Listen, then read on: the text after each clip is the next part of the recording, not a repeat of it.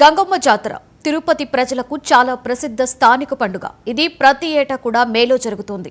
గంగమ్మ దేవాలయం తాతయ్యగుంట ఒడ్డున ఉన్నందున ఈ ఆలయాన్ని తాతయ్యగుంట గంగమ్మ దేవాలయంగా పిలుస్తారు.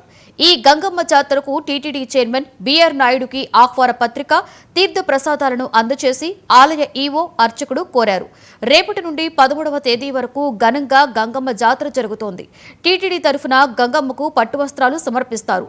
జాతరకు వచ్చేటువంటి భక్తులకు ఎలాంటి ఇబ్బందులు కలగకుండా ఏర్పాట్లు చేయాలని చైర్మన్ బిఆర్ నాయుడు చెప్పారు. 14వ తేదీ ఉదయం విశ్వరూప దర్శనంతో గంగమ్మ జాతర ముగుస్తోంది.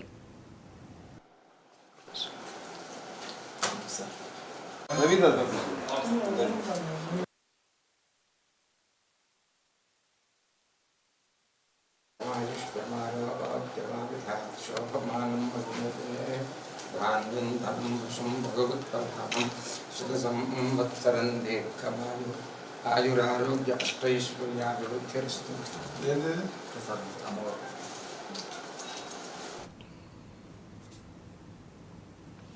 కర్నూలు జిల్లా దేవరకొండ